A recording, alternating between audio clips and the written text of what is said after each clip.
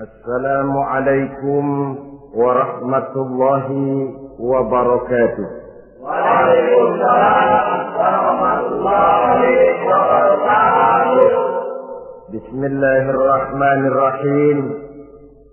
Alhamdulillahi rabbil alamin. Wassalatu wassalamu ala ashrafil anbiya'i wal mursalin, imamil muttaqin, sayyidil ghurril muhajjalin, wa ala alihi wa sahbihi ajma'in, amma ba'du. Saudara-saudara kaum muslimin rahimakumullah, pada pertemuan terdahulu sudah kita bicarakan tentang memperbaiki akhlak, baik akhlak kepada Allah Subhanahu wa ta'ala, akhlak kepada sesama manusia, maupun akhlak kepada makhluk Allah lainnya di luar manusia. Kemudian secara umum Al-Imam Al-Ghazali rahimahullah membagi akhlak dalam dua bagian besar. Pertama, apa yang oleh beliau dinamakan al-akhlaqul mahmudah, yaitu akhlak yang terpuji. Seseorang yang kepada Allah ia bertauhid, dalam pergaulannya dengan sesama manusia ia mempunyai sifat-sifat yang terpuji, seperti rendah hati, sabar, jujur, ikhlas, dan lain sebagainya. Kemudian dalam sikapnya kepada makhluk Allah di luar manusia, ia dapat mengembangkan nilai-nilai ihsan sesuai dengan tuntunan imannya. Ini seluruhnya dinamakan al-akhlaqul mahmudah atau akhlak yang terpuji. Kemudian yang kedua oleh beliau dinamakan al-akhlaqul mazmumah, yaitu akhlak yang tercela. Seseorang yang di dalam sikapnya kepada Allah mempunyai sifat-sifat kufur, baik dalam bentuk kemusyrikan, kemunafikan, atau hal-hal yang bisa menyebabkan ia menjadi murtad. Lalu dalam pergaulannya dengan sesama manusia, ia mempunyai sikap yang tidak terpuji, sombong, riya, ujub, dusta, khianat, suka menggunjing dan memfitnah, dan lain sebagainya. Sedangkan sikapnya kepada makhluk Allah di luar manusia, ia senantiasa menimbulkan kerusuhan. Itu seluruhnya dinamakan dengan al-akhlaqul mazmumah atau akhlak yang tercela. Untuk memperoleh akhlak yang baik, yang dalam bahasa populernya dinamakan al-akhlaqul karimah, para ulama sufi memberikan tuntunan. Pertama, melalui jalan yang disebut taqalli. Yang kedua, tahalli. Dan hasilnya nanti akan membuahkan tajalli. Takhalli artinya mengosongkan diri dari segala macam sifat yang tercela. Sombongnya dibuang, riyaknya dihilangkan, suka fitnahnya musnah, dustanya berhilang. Itu semuanya dinamakan takhalli, mengosongkan diri dari seluruh sifat-sifat yang tercela. Apabila ini sudah berhasil dilaksanakan oleh seseorang, ia naik kepada tingkat yang selanjutnya dinamakan tahalli. Tahalli artinya menghiasi diri dengan seluruh sifat-sifat yang terpuji. Bila sombongnya hilang, berganti dengan tawadhu. Bila dustanya hilang, berganti dengan jujur. Bila khianatnya hilang, dihiasi hatinya dengan amanah, dan begitu selanjutnya. Hasil daripada tahalli, menghiasi diri dengan segala sifat-sifat yang terpuji, akan mengantarkan orang untuk sampai kepada tajalli, bisa menyaksikan kebesaran Allah Subhanahu wa ta'ala. Maka pada pertemuan kali ini kita akan mulai dengan yang pertama, tahalli, mengosongkan diri dari seluruh sifat-sifat yang tercela, menjauhkan diri dari semua akhlak-akhlak yang tidak baik. Dan pertemuan ini akan kita mulai dengan membicarakan dusta dan akibatnya. Saudara-saudara kaum muslimin rahimakumullah. Salah satu nikmat yang diberikan Allah kepada kita makhluk manusia dalam hidup ini adalah kemampuan untuk berkata-kata.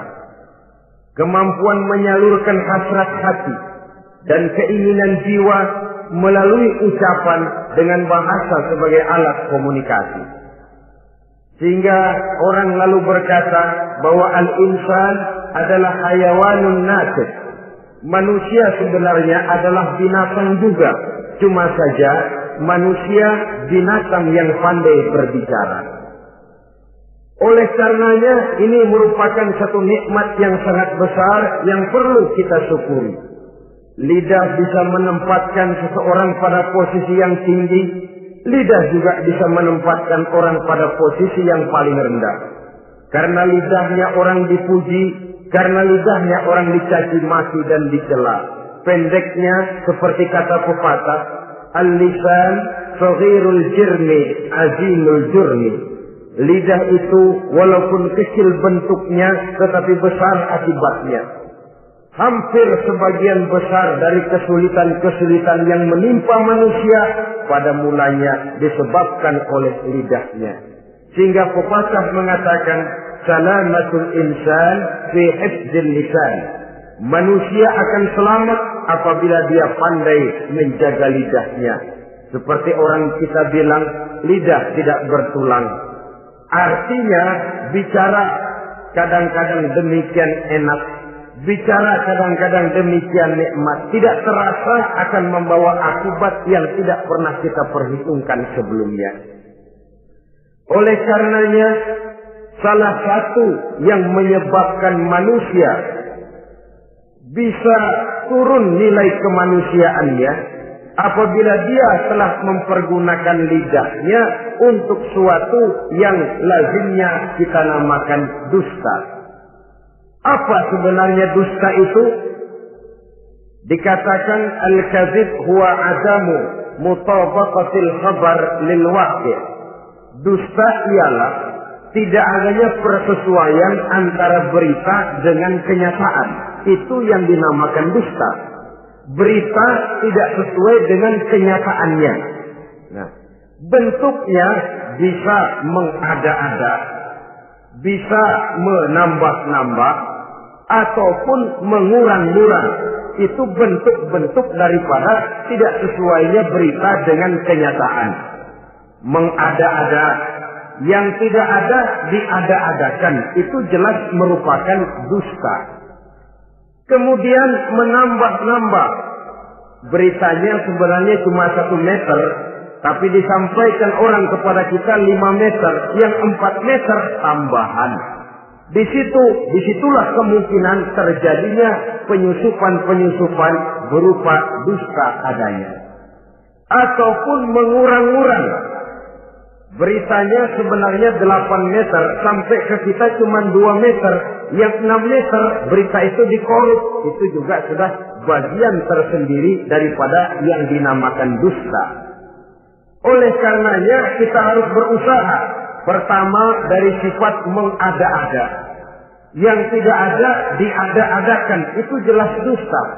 Dan ini pekerjaan paling enak memang. Orang seakan-akan terpesona. Orang seakan-akan kagum. Padahal kita mengada-ada. Barang yang tidak ada diada-adakan. Rasul juga pernah, saudara-saudara. Tapi bernada seperti ini, namun jujur. Satu saat beliau sedang duduk. Ada seorang perempuan mengendarai onta. Sudah tua sekali ontaknya. Lalu Rasul bangun menegur orang tadi. Bu, kenapa naik anak onta, katanya. Perempuan ini bilang, ya Rasul, yang saya kendarai ini bukan anak onta, tapi biang onta. Begitu. Iya, tapi dia punya ibu kan, onta ini punya. Nah, kalau dia punya ibu kan artinya dia anak juga. Ya memang. Nah, kalau begitu kan artinya ibu memang naik anak onta. Nah ya iya kalau itu sih. Kelihatannya mengada-ada, tapi memang benar begitulah adanya. Surau untuk menghidupkan suasana, tapi tidak terlalu berlebih-lebihan. Yang kedua, jenis daripada dusta itu menambah-nambah. Ini juga paling enak. Orang sering bilang, kalau kita ngirim duit, jangan harap kurang, jangan harap tambah. Tapi kalau kita ngirim berita, jangan harap kurang. Duit kita kirim kepada orang, jangan harap tambah. Kurang, jangan harap kurang. Atau jangan harap tambah, kurang bisa. Tapi kalau berita kita kirim kepada seseorang, jangan harap kurang itu berita, nambah bisa. Atau kemudian mengurang-urang, ini juga termasuk jenis daripada dusta. Baik mengada-ada atau menambah-nambah, kemudian mengurang-urangi, seluruhnya merupakan pekerjaan yang paling enak. Kita anggap sesuatu yang biasa, padahal akibatnya nanti akan menjadi luar biasa. Saudara-saudara kaum muslimin rahimakumullah. Apa bahaya dusta dalam kehidupan manusia? Pertama, bagi dirinya sendiri. Orang yang berdusta sebenarnya sudah membahayakan dirinya sendiri. Apa bahayanya? Pertama, ia akan dikucilkan dari pergaulan. Sekali dia berdusta, orang mungkin masih percaya. 2 kali dia berdusta, orang mungkin masih bisa mentolerir. 3 kali dia berdusta, orang ngecap. Ini memang udah wataknya nih. Hobi dah kalau begini. Akhirnya dia dikucilkan dari pergaulan. Lain hari, walaupun dia serius bicara, orang nggak lagi nanggapin sebagaimana yang semestinya. Dikucilkan dari pergaulan. Akibat apa? Akibat dari dusta yang dilakukannya. Akan merugikan dirinya sendiri. Ada satu cerita, saudara. Seorang pengembala kambing sedang mengembalakan kambing di tanah lapang. Satu hari iseng dia sendirian. Ini orang kampung pengen tahu dibohongin. Teriak dia, tolong ada serigala, ada serigala. Mendengar teriakan ini karuan, satu kampung orang nyaris keluar semua. Yang bawa pentungan, yang bawa golok, yang bawa pisau. Mana serigalanya, mana?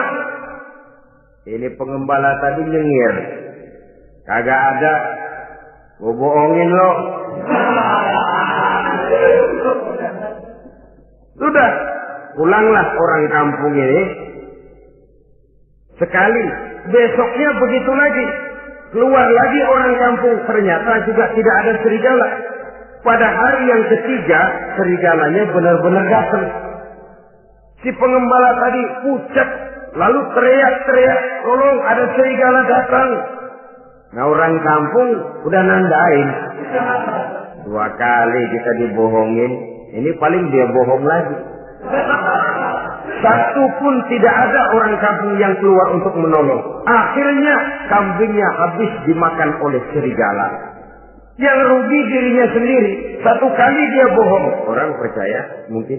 2 kali dia bohong, orang masih tolerir. 3 kali dia bohong, orang nandain. Terkucil dari pergaulan akibat daripada perbuatan dusta. Oleh karenanya saya yakin tidak seorang pun di antara kita yang suka berteman dengan seorang pendusta. Karena apa? Seorang pendusta tidak akan segan-segan menjual temannya sendiri. Mengkambing hitamkan temannya sendiri. Artinya juga merusak pergaulan di dalam kehidupan ini. Penyakit yang bahaya yang kedua bagi diri orang yang berdusta itu sendiri, sifat dusta menyuburkan watak munafik. Nabi bersabda, ayatul munafiqi salatun. Tanda-tanda orang munafik itu ada 3. Tandanya, biasanya kalau tandanya ada, ya munafiknya insya Allah ada. Apa tanda orang munafik itu? Pertama, iza haddatsa kadzdzaba. Apabila berbicara selalu bohong. Belum pernah kalau bicara tidak bohong. Bohong itu sudah jadi lalapnya. Artinya enggak sumbrah ngomong kalau enggak dicampuri bohong. Seperti kurang enak makan kalau tidak pakai lalap. Ada saja bohong yang dibuat-buatnya. Ini ciri atau tanda daripada orang-orang munafik. Apabila berbicara selalu berdusta. Satu. Yang kedua, wa iza wa'ada akhlafa. Apabila berjanji dia selalu ingkar. Selalu ingkar tanpa uzur yang dibenarkan oleh syar'i, itu termasuk ciri daripada orang-orang munafik. Karena itu kita oleh agama diajarkan jangan memastikan sesuatu. Pernah Rasulullah ditegur oleh Allah Subhanahu wa taala ketika datang orang bertanya, "Ya Rasul, Ashabul Kahfi itu sebenarnya berapa orang jumlahnya?" Ada yang bilang 5 orang, 6 dengan anjingnya. Ada yang bilang 6 orang, 7 dengan anjingnya. Ada yang bilang 8 orang, 9 dengan anjingnya. Yang benar yang mana Rasul? Rasul menjawab, besok. Jawabannya besok. Kenapa Rasul berani mengatakan jawabannya besok? Sebab beliau ngandelin. Biasanya kalau ada pertanyaan dari umat, lalu turun wahyu sebagai jawaban atas pertanyaan tadi. Sudah. Besoknya dari pagi Rasul nunggu wahyu turun.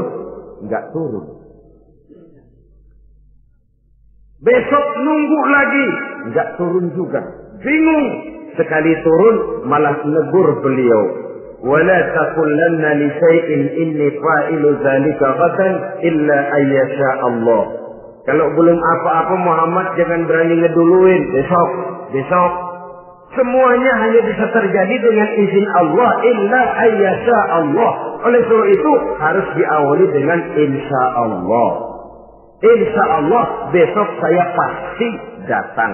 Insya Allah ya karena kita beriman kepada Allah. Kepastian di tangan Allah. Pastinya karena kita memang berniat benar ingin datang. Kita kadang-kadang insya Allah ini jadi lalap sih. Asal dia bilang insya Allah udah tulen kagak mau deh. Besok ya, insya Allah enggak ya. Ini salah kaprahnya kita, saudara-saudara. Yang ketiga, ciri daripada orang munafik itu wa iza tumina khana. Apabila dipercaya dia selalu berkhianat. Tidak pandai menjaga amanah dalam kehidupan ini. Tidak boleh mendapat suatu kepercayaan lalu dikhianatinya kepercayaan itu. Maka jangan lupa bahwa kita diberikan lidah, kita diharuskan memelihara lidah. Dengan apa? Menjaganya daripada sifat-sifat dusta. Apabila berjanji, kita berusaha menepati. Apabila dipercaya, kita berusaha menjaga amanah. Kenapa? Mencari kepercayaan itu sulit, saudara. Tetapi memelihara kepercayaan itu jauh lebih sulit. Apalagi kalau yang bernama rahasia. Rahasia itu memang selama masih ada dalam hati. Kalau sudah kita bicarakan kepada orang lain, itu sudah bukan rahasia lagi sifatnya. Memang sih pada mulanya kita bisa ngomong. Nih gue ngomong begini nih sama lu doang nih. Lu jangan ngomong-ngomong sama yang lain ya. Nanti yang kita ajak ngomong lagi sama orang lain. Nih sama lu doang nih. Jangan ngomong-ngomong sama yang lain. Akhirnya kan terus sampai walaupun setiap kali ngomong mesti cuman malu doang nih ya. Tapi akhirnya tuh beritanya jadi merata menjalar. Kenapa? Rahasia adalah apa yang ada di dalam hati. Jikalau sudah kita bicarakan kepada orang, sudah bukan rahasia lagi namanya. Apalagi sifat manusia. Kalau dia lagi seneng sama kita, jangankan perbuatan kita yang baik, perbuatan kita yang salah pun masih dibenarkannya juga. Tapi kalau dia sudah jengkel sama kita, jangankan kita main judi, kita ngaji masih salah. Itu kalau orang sudah nggak senang itu ya begitu. Dia benci sama kita. Jangankan kita main judi, kita baca Quran masih salah. Tapi kalau dia senang sama kita, hampir matanya itu hilang dari penilaian-penilaian yang objektif. Oleh karenanya sifat dusta menyuburkan sifat kemunafikan di dalam diri seseorang. Yang diantara tandanya tadi, iza haddasa kadzaba. Apabila berbicara, ia selalu berdusta. Kemudian bahaya yang ketiga, orang yang selalu berdusta jauh dari ketenangan. Sebab apa? Pada saat kita mendustai seseorang, orang itu mungkin percaya. Tapi makin dia percaya, makin tersiksa batin kita. Kenapa? Hati kita sendiri ngomong, lu percaya kok gue bohongin? Kita sendiri tahu bahwa kita bohong. Itu yang menyiksa batin. Jauh dari ketenangan. Apalagi akan timbul satu sifat was-was. Ntar dia tahu. Bagaimana kalau rahasia ketahuan? Bagaimana kalau dia tahu saya bohong? Ini akan menyebabkan seseorang jauh dari ketenangan hidup. Makin rajin dia berdusta, makin tersiksa jiwanya. Lain kalau hatinya sudah mati. Dusta memang sudah jadi profesinya, kebiasaannya. Tidak merasa menyesal, tidak merasa berbuat salah. Dusta itu sudah jadi hobi. Sehingga enak saja. Hati sudah jadi mati kalau sudah begitu. Dan sepanjang hati sudah jadi mati, itulah yang paling kita khawatirkan. Artinya nilai kita adalah bangkai berjalan dalam pandangan Allah Subhanahu wa ta'ala. Saudara-saudara kaum muslimin rahimakumullah. Oleh karenanya membahayakan diri sendiri dusta itu. Yang kedua, berbahaya bagi masyarakat banyak. Tentu saja apabila status sosial kita tinggi, makin luas akibat daripada kedustaan kita. Seorang kepala rumah tangga yang berdusta, seluruh keluarganya jadi rugi. Seorang kepala kampung yang berdusta, rakyat sekampungnya rugi. Seorang gubernur berdusta, rakyat satu provinsi rugi. Seorang pemimpin negara berdusta, rakyat satu negara rugi. Makin tinggi status sosial, makin besar akibat daripada suatu dusta. Oleh karenanya, menimbulkan keresahan di tengah masyarakat. Masyarakat itu apa? Dimulai dari masyarakat yang paling kecil, rumah tangga. Kalau satu rumah tangga sudah diwarnai oleh sesuatu yang bernama dusta, maka ketenangan, ketentraman, kebahagiaan rasanya akan sulit terwujud di dalam rumah tangga itu sendiri. Seorang istri apabila sudah pandai mendustakan suaminya, maka itu sudah berarti memulai keretakan dalam kehidupan rumah tangga, menimbulkan benih-benih ketidakpercayaan. Apabila seorang suami sudah mulai mempunyai titik ketidakpercayaan kepada istrinya lagi, itu sudah menandakan retaknya basis kehidupan rumah tangga. Istri yang mendustakan suaminya, umpamanya diberikan nafkah, lalu mestinya sebenarnya sudah diperhitungkan cukup, uang masih ada, dikatakannya habis, dan lain sebagainya. Akibatnya nanti si suami mikir-mikir, kan menurut perhitungan duit masih cukup, kenapa sudah habis? Nah, oleh karena istrinya tidak jujur, suaminya juga mulai berusaha tidak jujur lagi. Mendapat penghasilan besar, mengaku sedikit. Kalau sudah begitu, saling dusta mendustai pun sudah dimulai. Nanti akan terus meresap kepada kehidupan daripada anak-anak sebagai anggota di dalam rumah tangga kita. Saudara-saudara, oleh karenanya rumah tangga bisa saja berantakan, menjadi kacau, baik karena dusta istri, dusta suami, dusta anak, atau dusta orang lain menyulut dan mengganggu rumah tangga kita. Suaminya lagi enak-enak duduk di depan rumah, datang laporan. Kamu kok tenang saja di rumah? Memangnya kenapa? Istrimu, waduh. Ya memang kenapa istri? Waduh. Itu tadi naik bajai berdua. Kamu orang laki. Ya memang supir bajai, masih dia sendiri. Tapi kalau berita ini digunting, dikat sampai di situ, kan nanti ini sudah menimbulkan suami mendengar istrinya naik bajai berdua dengan orang laki, tentu marah. Pulang istrinya sudah payah-payah dari pasar, dicaci maki dan lain sebagainya. Apa ini? Akibat dari omongan dari lidah yang memang kecil dan tidak bertulang itu, tapi sungguh sangat besar akibatnya. Kemudian juga pergaulan. Berapa banyak saudara jauh dari saudaranya, teman berpisah dengan temannya, tetangga marah dengan tetangganya akibat daripada perbuatan lidah, daripada ucapan lidah ini. Akibat daripada yang bernama dusta ini. Oleh karenanya, saudara-saudara, dusta pun merusak pergaulan. Kemudian usaha. Satu kali kita berdusta, mungkin usaha mendatangkan untung. 2 kali kita berdusta, masih bisa mendatangkan untung. 3 kali kita berdusta, orang akhirnya akan mengadakan perbandingan. Ini kadang-kadang dalam usaha, dalam dagang, dusta juga bisa jadi lalang. Orang nawar dagangan kita, berapa harganya bang? 500. 300 ya, tadi ada yang nawar 400, saya nggak jual. Padahal kagak ada yang nawar. Dia buat sedemikian rupa.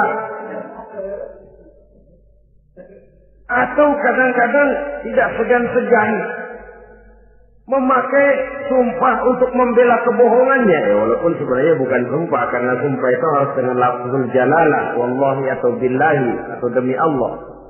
Kadang-kadang dengan kata-kata yang kasar. Modalnya cuma 500. Tapi ketika ditawar orang, yang bener aja nawar bu. Padahal ini saya beli modalnya aja 700 perak, biar mampus nih. Dia beli cuma 500, ngaku modalnya 700 pakai biar mampus lagi. Saudara hadirin yang saya hormati, sepintas mungkin orang percaya, mungkin orang yang tergerak untuk membeli, tapi kemudian keuntungan yang didapat dengan jalan berdusta itu bisakah membawa berkah dalam kehidupan kita? Rasanya tidak. Dan kalau sudah tidak membawa berkah, maka itu keuntungan itu tidak lagi akan mendatangkan ketenangan di dalam kehidupan. Oleh karenanya menjaga lidah ini memang berat. Sehingga dalam satu hadis lain Nabi bersabda, al-jannatu mustaqatun ila arba'ati nafar. Surga rindu, surga kangen kepada 4 macam manusia. Ini model. Biasanya manusia yang kepengen benar masuk surga, ini malah surganya yang rindu, kangen benar kepengen dimasuki oleh 4 macam manusia. Siapa mereka? Pertama, taliyil Quran. Orang yang gemar, hobi membaca Al-Quranul Karim. Orang yang gemar membaca Al-Quran dirindukan oleh surga. Apa membaca sekedar membaca? Ya, membaca Quran kan beribadah, dari sebab membaca itu mengerti atau tidak mengerti artinya.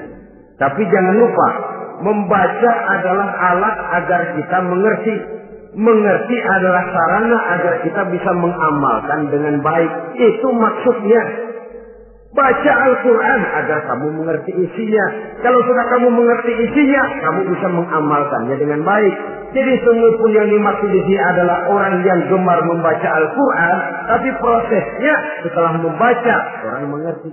Sebab orang hanya bisa mengerti kalau dia sudah membaca. Kemudian apabila mengerti, dia terdorong untuk mengamalkan. Taliyil Quran bukan hanya orang yang sekedar gemar membaca Al-Quran, tapi juga yang membawa gaya hidup yang Qurani. Saudara-saudara kaum muslimin rahimakumullah. Taliyil Quran, orang yang gemar membaca Al-Quran dirindukan oleh surga.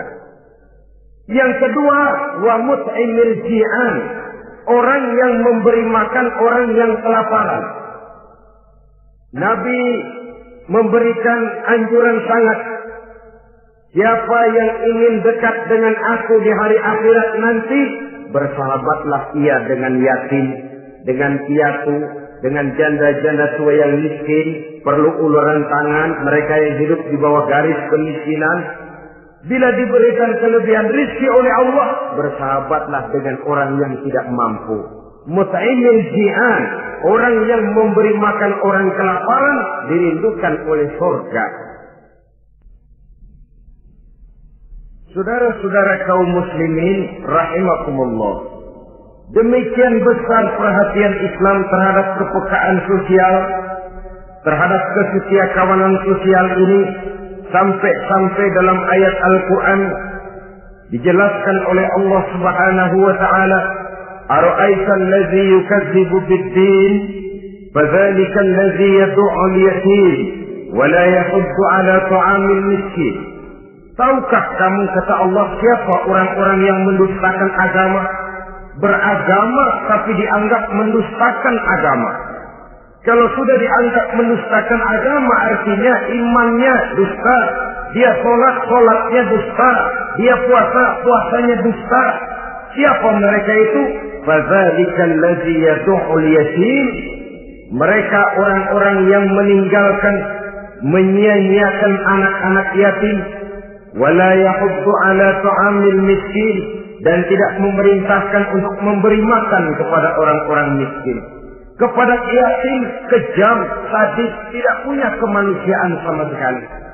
Maka mungkin kita yang rajin sholat, mungkin kita yang sudah 4-5 kali berhaji, bisa saja terhalang masuk surga.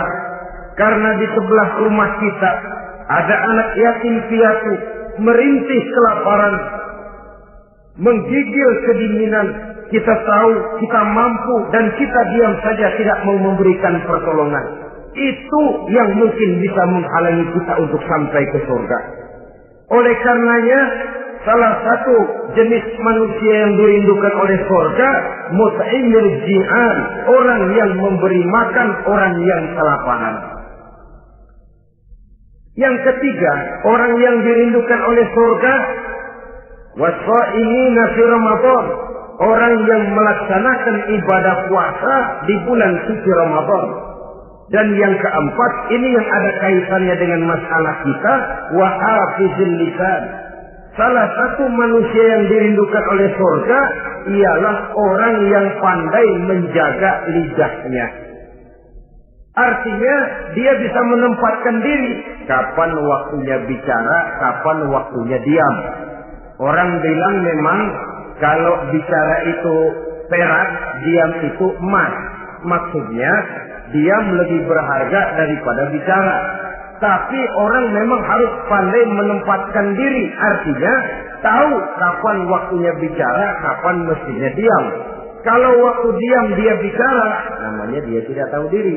Kalau harus bicara dia diam, dia namanya juga tidak mau menyampaikan sesuatu yang seharusnya dia sampaikan.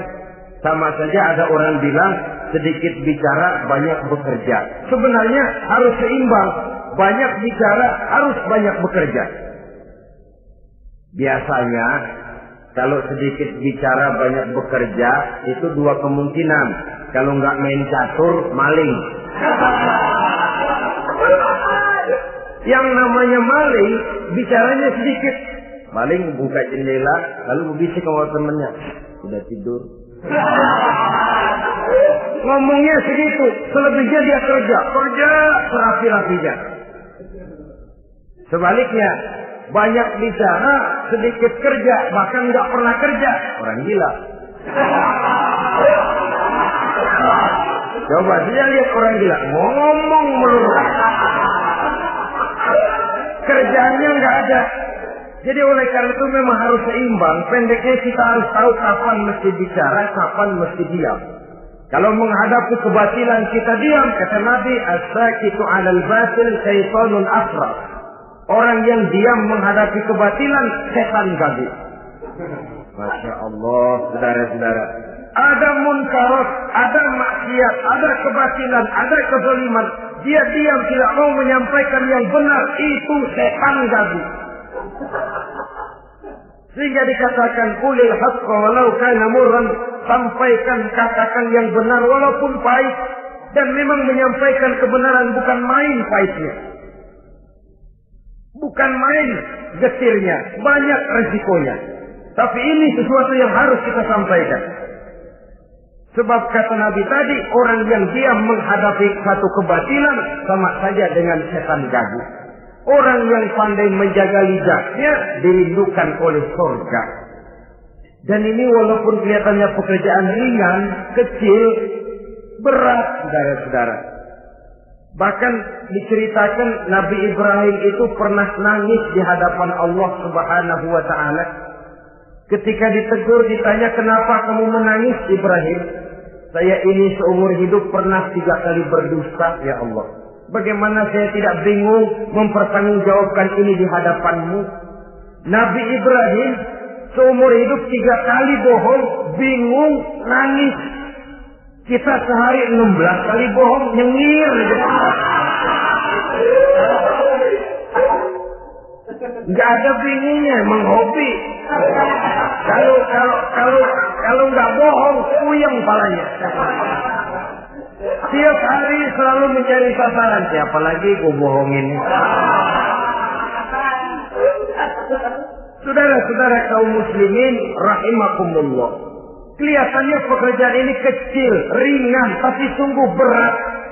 Mengerem lidah, menjaga lidah daripada perbuatan ucapan-ucapan yang tidak mengandung manfaat, apatah lagi sampai bersifat dusta dan membahayakan orang lain. Oleh karenanya, dusta ini kalau dalam agama, berdusta dalam agama biasanya munafik. Mulutnya beragama, tapi hatinya kafir. Jelas itu munafik. Itu dusta juga. Dusta yang membawa kita kepada dosa kelas kasar. Ya kalau kita mendustai teman, memang dosa. Dosa yang nilainya tidak sebesar kalau kita mendustai agama. Tapi sungguh pun demikian, dosa kecil-kecil juga kalau ditumpuk banyak juga. Padahal kata Imam Ghazali, hati itu seperti kaca. Dosa itu debu yang nempel di kaca. Kalau debu-debu itu terus numpuk, kita malas ngelapnya, malas ngebersihinnya. Jadi satu berkarat di kaca, susah banget ngebersihinnya. Coba kaca kalau udah karatan, pakai silet kita gosok, setengah mati. Begitu juga perbuatan dosa. Kalau kita senang dusta, biarinlah dosa kecil. Bohong lagi, bohong lagi, bohong lagi. Numpuk berkarat di hati itu dosa. Nah hati itu kalau sudah dilingkungi oleh karat, nur, cahaya kebenaran itu sulit untuk masuk. Karena dia sering berdusta, orang lain dianggap sama juga sama dirinya. Ini yang celaka. Oleh karenanya timbul sifat menyamakan orang lain dengan keadaannya sendiri. Dikala itu hati yang sudah penuh dengan noda-noda dosa itu sudah berkarat sehingga sulit untuk dibersihkan lagi. Itu sebabnya Nabi berpesan, ittaqillaha haitsu ma kunta wa atbi'is sayyi'atal hasanata tamhuha wa khaliqin nasa bi khuluqin hasan. Bertakwalah kamu kepada Allah dimanapun saja kamu berada. Bertakwa dimanapun saja kamu berada. Di pasar takwa kita, di kantor takwa kita, di masjid takwa kita, di rumah tangga bertakwa kepada Allah dimanapun saja kamu berada. Kita sih kadang-kadang takwa juga, cuman musinan. Takwa kita pakai tempat. Asal lagi duduk di masjid, dengerin pengajian, dengar kiai pidato, manggu takwa. Bener. Keluar dari masjid, teler aja lagi.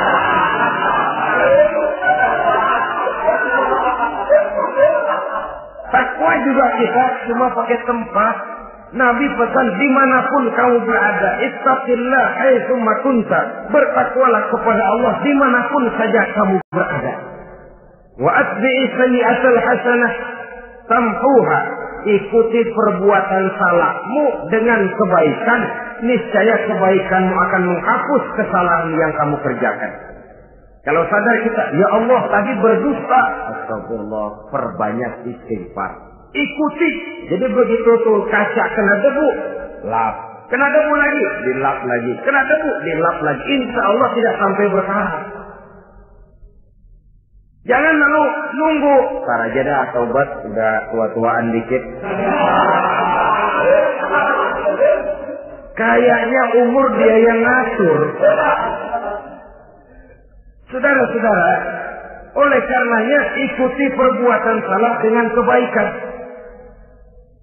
Terselip kita berbuat salah, iringi dengan sedekah. Terselip kita melakukan dosa, iringi dengan istighfar. Melihat sesuatu yang haram, astagfirullahaladzim. Lalu dipalingkan, jangan mulut astagfirullah, mata melotot.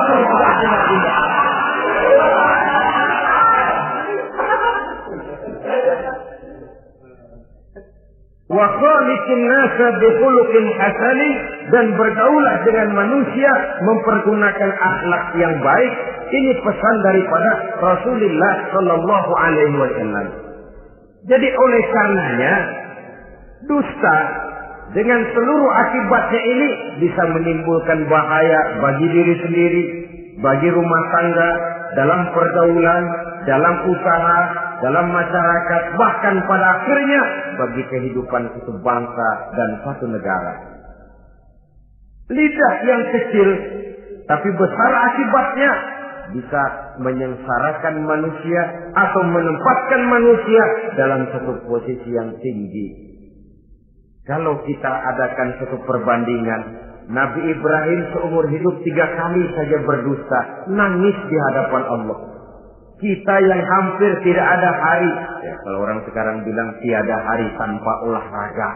Rasanya kita kalau mau jujur bisa juga bilang tiada hari tanpa bohong. Pernahkah kita menangis menyesali dusta yang sudah kita lakukan? Berapa banyak orang yang sudah kita janjikan kita gantung dengan janji itu. Padahal dia punya hajat yang demikian sangat bergantung kepada kita. Tapi lidah ini enak saja. Gampang dah. Tar. Sok.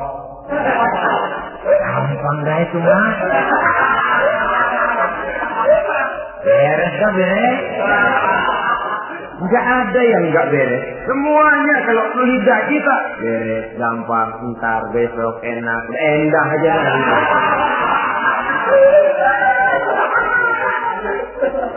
Habis orang kita gantung dengan harapan. Padahal kita tidak bermaksud memberikan harapan itu.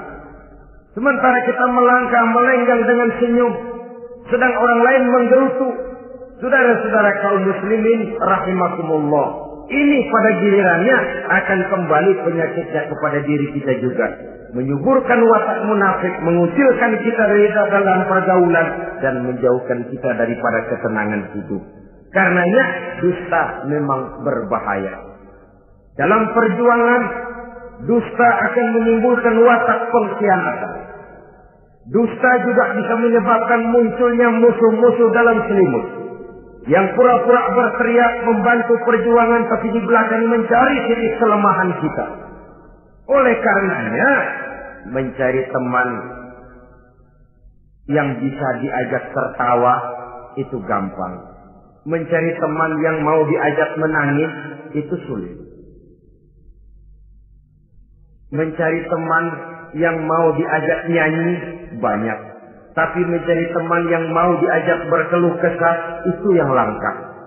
Oleh karenanya, di dalam kehidupan ini untuk menjaga lingkungan pergaulan, mari kita berusaha untuk menjaga lidah dengan sebaik-baiknya. Nah, apa semua bohong tidak boleh? Ada bohong yang ditolerir. Di antaranya kata Nabi, salasun laisa minal kazzab. Ada 3 macam bohong yang tidak dianggap bohong. Bohong tapi tidak dianggap bohong. Dusta tapi tidak berdosa. Kalau memang harus bohong, carilah bohong yang tidak dosa. Bahkan insya Allah ada pahalanya kalau kita ikhlas. Apa itu? Pertama, hadisul rajulu limar'atihi au hadisul mar'atu li zawjiha. Bohongnya seorang suami untuk menyenangkan hati istrinya. Gak apa-apa. Untuk menyenangkan hati istrinya. Misalnya, suami pulang dari kantor, perutnya lapar. Begitu makan, nyobain sayur, asinnya luar negeri.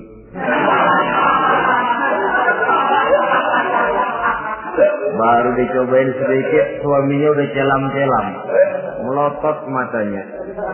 Istrinya negor, bang sayur keasinan ya? Wah.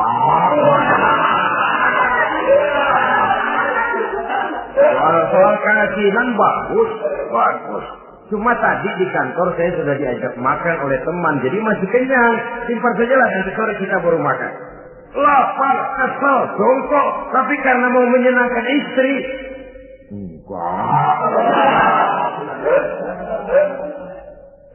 Atau sama saja dustanya seorang istri untuk menyenangkan hati suaminya. Bisa saja itu terjadi.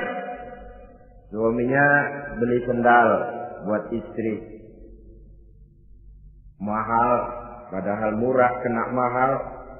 Warnanya gak enak dilihat, potongannya norak. Suami istri tahu kalau itu sendal murah. Suaminya tanya, "Gimana, Bu, sendal yang saya beli?" Waduh, cakep bener bang, luar biasa. Tangga kita mana ada yang pakai sendal begitu? Memang kagak ada, jelek.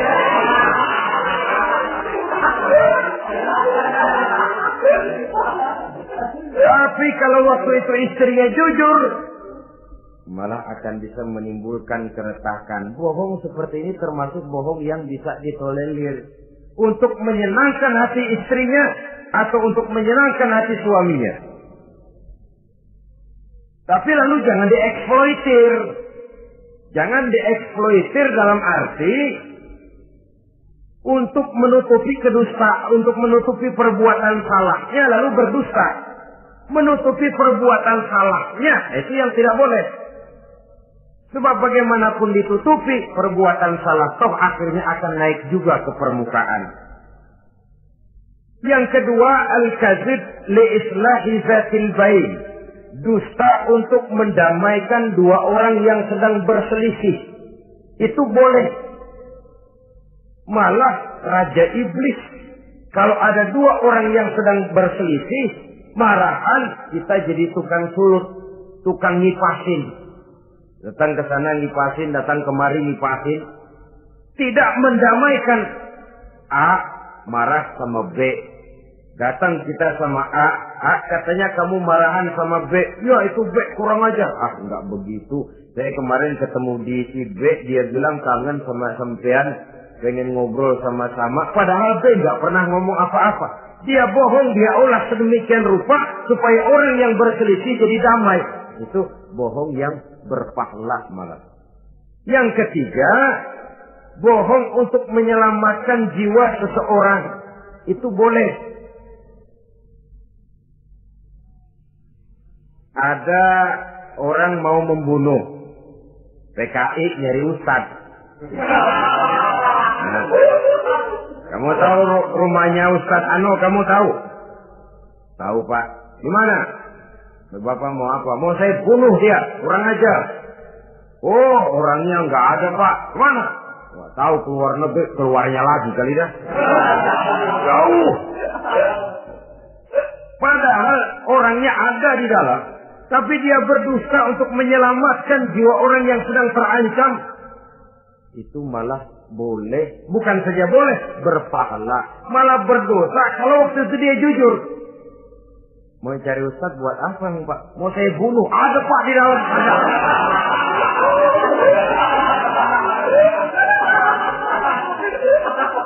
Sentimen, kalau perlu saya bantuin Pak aja.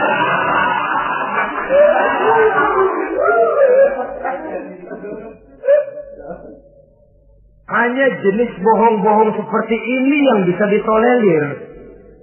Itu akibat di dunia, saudara. Kita sudah bisa terkucil dari pergaulan, retak rumah tangga, usaha mengalami kebuntuan, masyarakat mengalami keresahan akibat dusta. Di akhirat nanti, na'udzubillah, summa na'udzubillah. Kita baca dalam riwayat Mi'raj, Rasul melihat orang yang lidahnya menyengser ke tanah, digunting, putus, bersambung lagi, digunting lagi, putus lagi, bersambung lagi. Kadang dituangi dengan coran api neraka. Na'udzubillah, coran neraka. Kita nginjak puntung aja lompat. Ini mulutnya dituangi dengan coran dari neraka. Innalillahi wa inna ilaihi raji'un. Iya, tapi kalau dituangi coran begitu dari neraka kan terus mati sekaligus.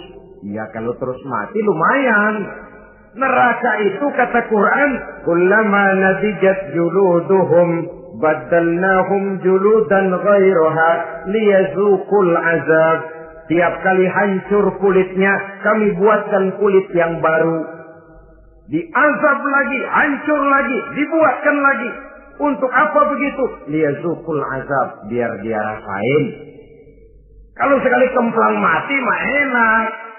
Pokoknya diazab di neraka, digejrot, mati, selesai. Lumayan.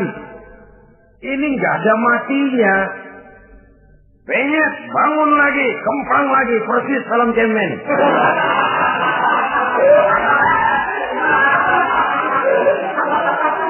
Cuma kalau film cemen mah film, dan itu jelas dusta, di neraka orang tidak kenal mati.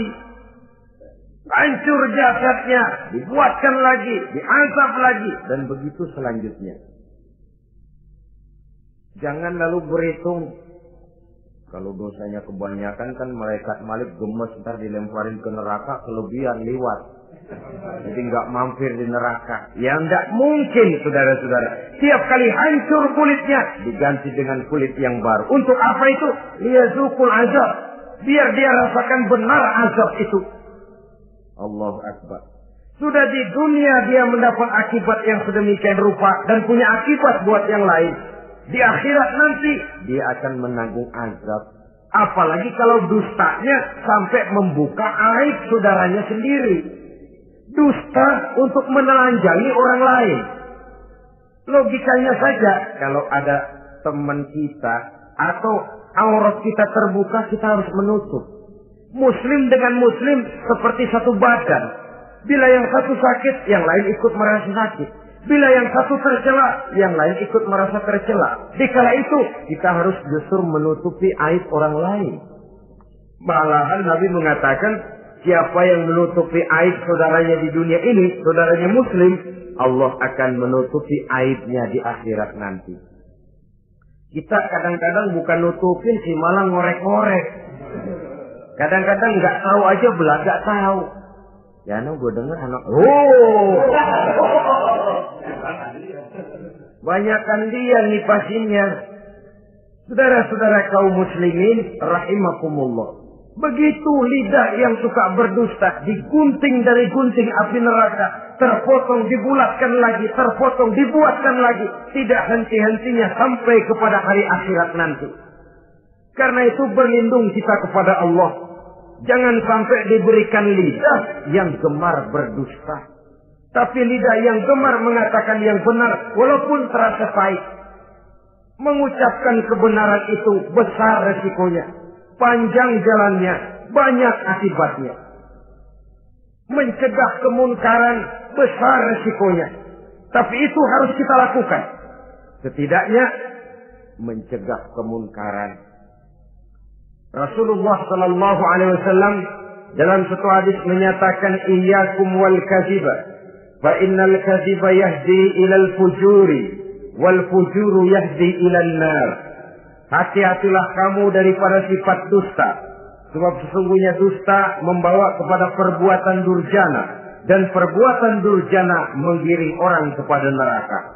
Mula-mula memang ucapan, dari ucapan orang melangkah kepada perbuatan, dan perbuatan itulah yang akan jadi penilaian Allah. Jikalau baik, dia akan menyebabkan kita ke surga.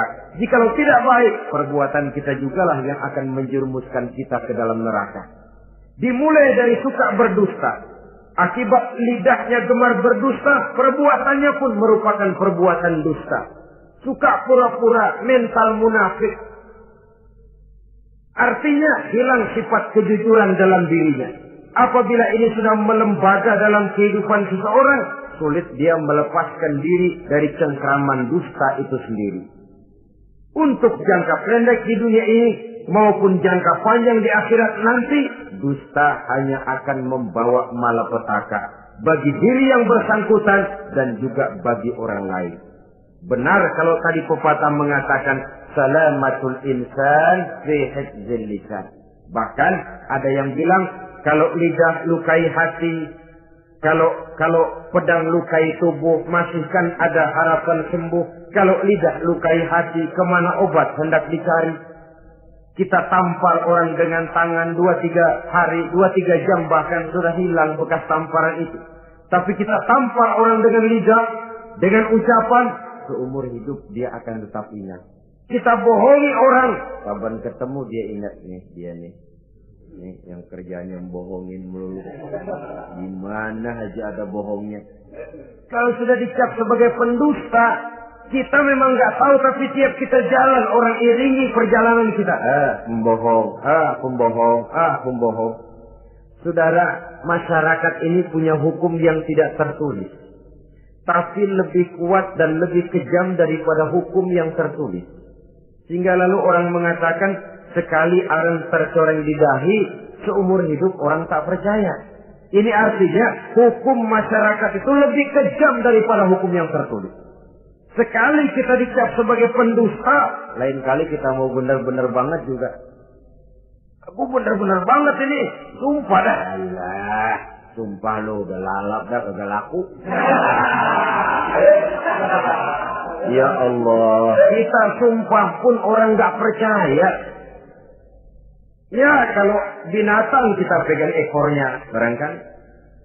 Tapi kalau orang jelas omongannya yang kita pegang. Nah kalau omongannya sudah nggak bisa dipegang, apanya lagi yang kita harapkan? Oleh karenanya, saudara-saudara, lidah yang kecil bentuknya tapi besar akibatnya ini harus diisi dengan nilai-nilai iman. Lidah yang sudah dimasuki nilai iman akan berat untuk berdusta, berat untuk memfitnah, berat untuk menggunjing, ringan untuk mengucapkan yang baik, ringan untuk zikrullah, ringan untuk baca Quran, ringan untuk musyawarah terhadap hal-hal yang baik. Lidah yang ada imannya, aduh berat saja kalau sudah memfitnah orang, berat kalau harus menggunjing orang.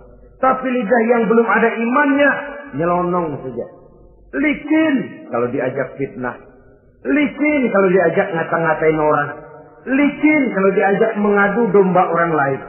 Dan ini akan berakibat nantinya timbulnya keretakan, keresahan sejak dari pribadi, rumah tangga, masyarakat luas. Akibat apa? Dusta. Dari sekian dusta yang paling kita khawatirkan adalah kalau kita sampai dicap oleh Allah sebagai pendusta agama. Beragama tapi dianggap pendusta. Agama sekedar lipstik, agama sekedar dekorasi, agama sekedar penghias kartu tanda penduduk, tapi hidup jauh dari tuntunan nilai-nilai agama. Pendusta-pendusta agama semacam ini pada gilirannya akan terkena penyakit yang disebut munafik. Iman lidahnya tapi kufur hatinya. Islam ucapannya tapi kufur perbuatannya. Nah, ini resikonya sangat besar. Adapun dusta-dusta kepada orang lain, dosa ya dosa, tapi dosa yang mudah untuk bertaubat. Kalau saya katakan mudah untuk bertobat, saya bukan merangsang kita untuk berdusta, bukan.